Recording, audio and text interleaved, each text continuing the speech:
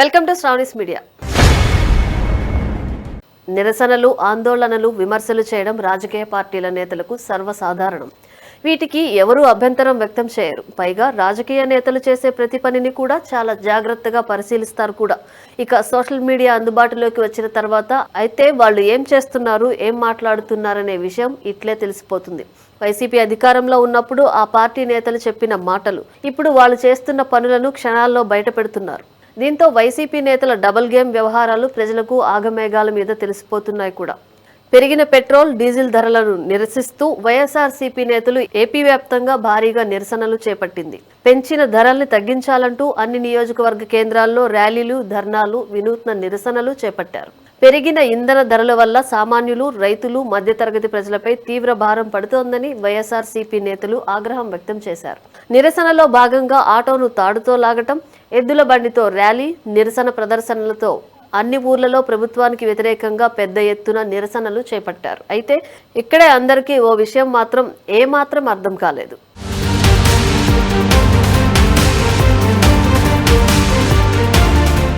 YCP నేతలు చేపట్టిన rally కేవలం తెలుగుదేశం పార్టీ అధినేత చంద్రబాబును టార్గెట్ చేయడానికి మాత్రమే అన్నట్లుగా నిర్వహించారు. వైసీపీ రాష్ట్ర వ్యాప్త నిరసనల్లో ఏర్పాటు చేసిన ఫ్లెక్సీలు, బ్యానర్లతో పాటు చేసిన నినాదాల్లో కూడా టార్గెట్ చంద్రబాబు అన్నట్లే చేశారు తప్ప ఎక్కడా కూడా కేంద్ర పెద్దల ప్రస్తావన తీసుకురాలేదు.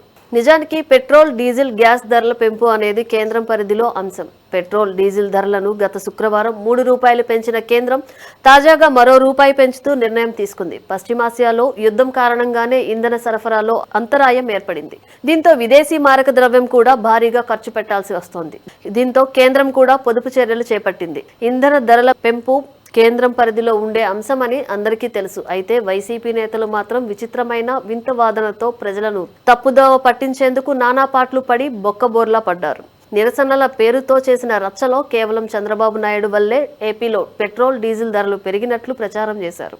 అలాగే ప్రదర్శించిన ఫ్లెక్సీల్లో కేవలం చంద్రబాబు ఫోటో మాత్రమే ముద్రించారు. ఆ ఫ్లెక్సీల్లో ఎక్కడా ప్రధాని మోదీ, కేంద్ర హోంమంత్రి అమిత్ షా, ఆర్థిక మంత్రి నిర్మలా సీతారామన్ ఫోటోలు లేవు. అంటే ఈ పెట్రోల్ ధరల పెంపు అనేది కేవలం రాష్ట్ర ప్రభుత్వం తీసుకున్న నిర్ణయం అనేది వైసీపీ నేతల భావన.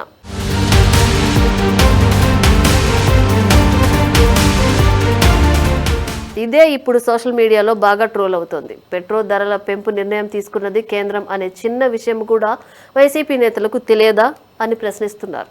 నిజానికి ఇలాంటి ప్రదర్శనలను ముందుండి నడిపించేది కమ్యూనిస్టు పార్టీల నేతలు. ప్రకటన వచ్చిన వెంటనే ముందు ప్రకటనలు, తెల్లారే నిరసనలు చేస్తారు. కానీ ఈసారి మాత్రం ప్రపంచ ఆర్థిక పరిస్థితులను తెలుసుకున్న కమ్యూనిస్టు నేతలు ధర్నాలు, నిరసనల జోలికి వెళ్లలేదు. కొంతమంది కాంగ్రెస్ నేతలు కూడా పెంపు తప్పదు కదా అని పరోక్షంగా మద్దతు ఇచ్చారు. కానీ వైసీపీ నేతలు మాత్రం దేశంలో ఎక్కడా పెరగలేదు, ఏపీలో మాత్రమే పెట్రోల్, డీజిల్ ధరలు పెరిగినట్లు, ఈ పెంపు కేవలం చంద్రబాబు నిర్ణయం వల్లే జరిగినట్లు తెగ బాధపడిపోతున్నారు.